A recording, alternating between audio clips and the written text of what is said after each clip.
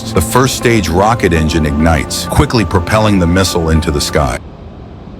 Pressing a ballistic missile. I used to think launching it was as simple as pressing a button, but the actual launch process is far more complex than I imagined. Once the button is pressed, the first stage rocket engine ignites, quickly propelling the missile into the sky. Boosters immediately start working, precisely adjusting the missile's flight path. 2 minutes later, the first stage fuel is depleted and detaches from the missile, by which time the missile has already reached a speed of 12,000 kilometers per hour. Next, the second and third stage engines ignite in sequence, increasing the speed to 25,000 kilometers per hour, breaking through the atmosphere and entering space. Once in space, the missile no longer relies on rocket engines. It only emits small amounts of gas to fine-tune its attitude and trajectory. When the missile reaches the target area, the Multiple Independently Targetable Re-Entry Vehicle (MIRV) system begins to disperse, enabling simultaneous strikes on multiple locations. Each warhead performs its own trajectory correction, ensuring precise impact on the designated targets. Finally, the nuclear warheads detonate, releasing devastating energy, causing unimaginable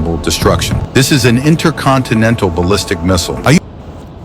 First and foremost, I'd like to give all praise, honor, and glory to Yahweh, Bahashem, Yahweh Shai, Bahashem Rakakwadash.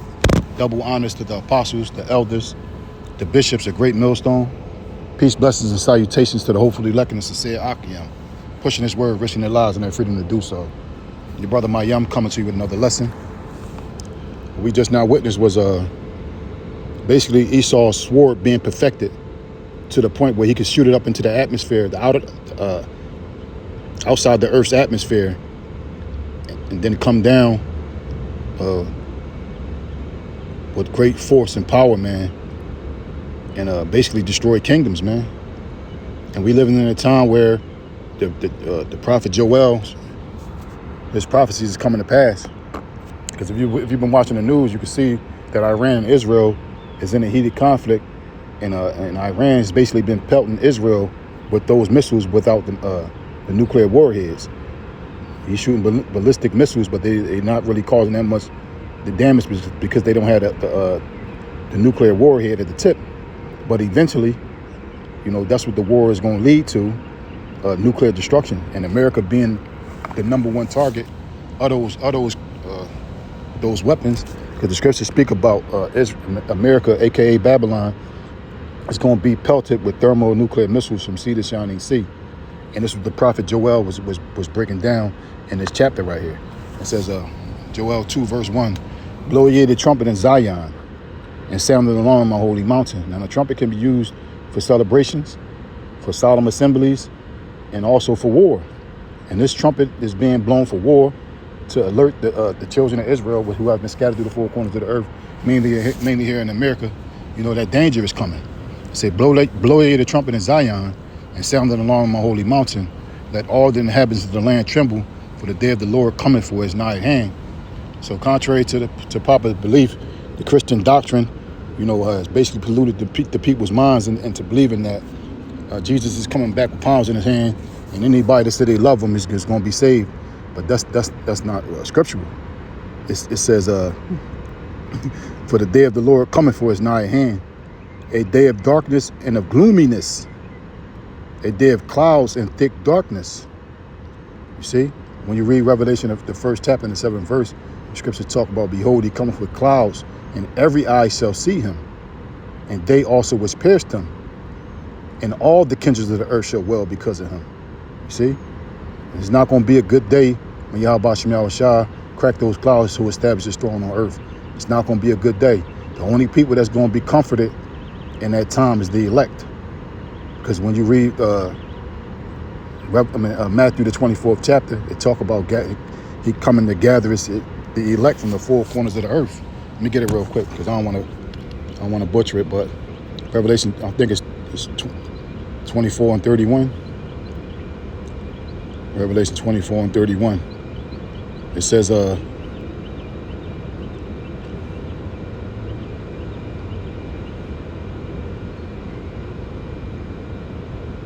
going to start at 29. It says, Matthew 24, verse 29. Immediately after the tribulation of those days shall the sun be darkened, and the moon shall not give her light, and the stars shall fall from heaven, and the powers of heaven shall be shaken. And then shall appear the sign of the Son of Man in heaven, And then shall all the tribes of the earth mourn, and they shall see the Son of Man coming in the clouds of heaven with power and great glory. It says, he shall send his angels with a great sound of a trumpet, and they shall gather together his elect from the four winds, from one end of heaven unto the other. See? So all the tribes of the earth is going to mourn when Yahweh Ba'ashem Yahushua return to establish his throne on earth. And the only ones that's going to be comforted is the elect. Because it said, enter into thy chambers and shut thy doors about thee. You see? And they also talk about how he's going to gather the wheat and put it in his barn.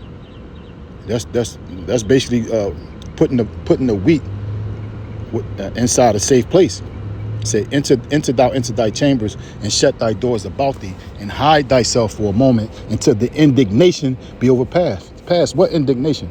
The Lord's righteous indignation. These missiles that the German scientists created after World War II, Operation Paperclip, when half of the German scientists went to Russia and the other half went to America to do what? To sharpen that sword. That glittering sword that's falling from the skies right now inside of Israel. It says, back to Joel, it says, Joel 2 verse 2, a day of darkness and of gloominess, a day of clouds and thick darkness, as the morning spread upon the mountains, a great people and a strong people, they have not been ever the like, neither shall there be any more after it, even to the years of many generations. Because the fourth beast kingdom, with the 7 heads and 10 horns, revised Roman Empire, had iron weapons. But, you know, when he took that iron weapon and went around the whole globe and colonized the world. Because it talk about Revelation 6 and 4. Let me get it real quick. Because this is a strong people and a great people. And the reason why he's strong and great is because our forefather Isaac gave him a sword and said that he would rule the world with it. It says, let me get it, Revelation 6 and 4. It says, and there went out another horse that was red. Horse symbolizes power, and red symbolizes Esau, Adam. It says, and power was given to him that sat thereon to take peace from the earth, and that they should kill one another, and there was given unto him a great sword. So that great sword is we speaking about right here in Joel the 2nd chapter, which is the ICBM missiles. And he also has tanks and aerial craft that control the skies, man. You know, so he has the land, the sea, and the air in his control. And the scripture it says that a great and strong people there would never been alike, because when the Lord come back, before the Lord come back, it says you're gonna beat your swords into plowshares and your spears into pruning hooks, and nations shall not learn war anymore. So that's why the scripture is talking about a great and a strong people there. They have never been alike. It says, even to the years of many generations. It says, verse 3, a fire devoureth before them, and behind them a flame burneth. And that fire that's devouring before them is the tip of the missile, which actually houses the warheads.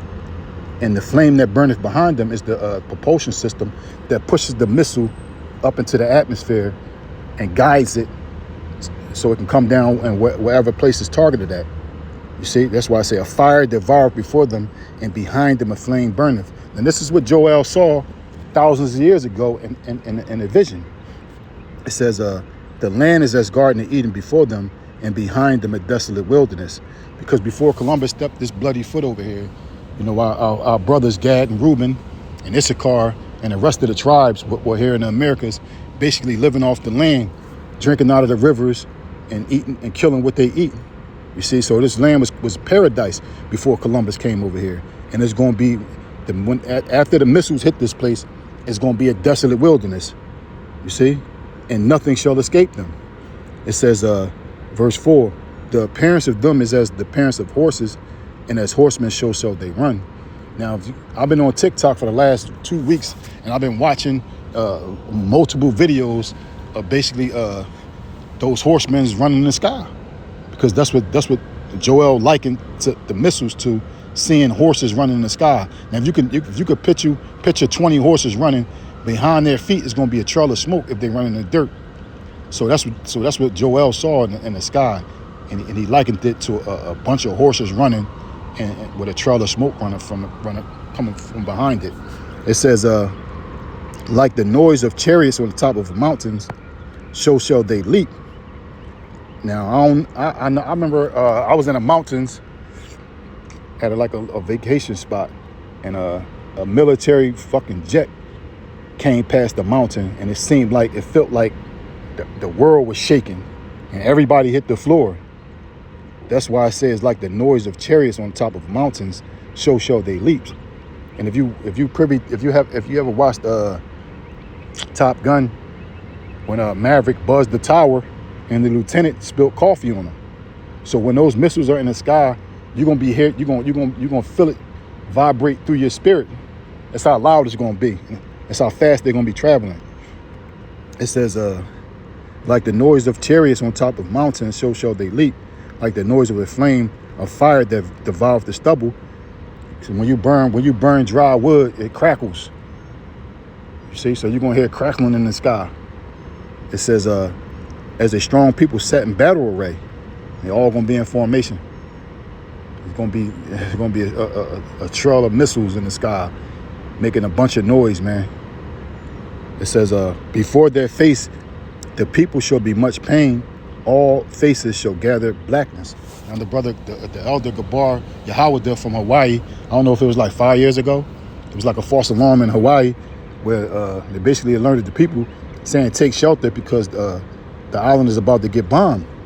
And the Gabar Yahweh, he went live, and the people was over there petrified. That's why they said their faces is gonna be black, because once that message go out here in America, you know, people is gonna go through it. You know, their faces gonna gather blackness. It says, they shall run like mighty men.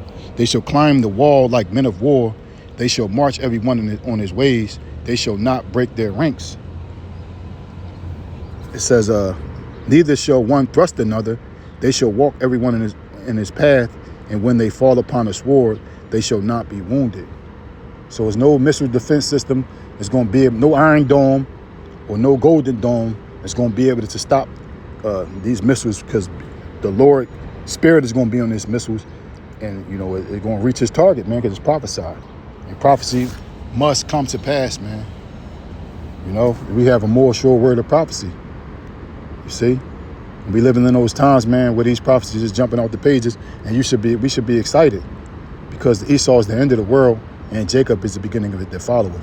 So if it is a beautiful day to be alive, because the scriptures also talk about there's 9 things that the Lord loved, and the 10th he'll utter with his tongue. A man to have joy of his children, and he that lived to see the fall of his enemy. And we live in those days where Esau, Edom, his power is waning, man. And it's a beautiful thing. So I hope this lesson was edifying. Till next time, Shalom.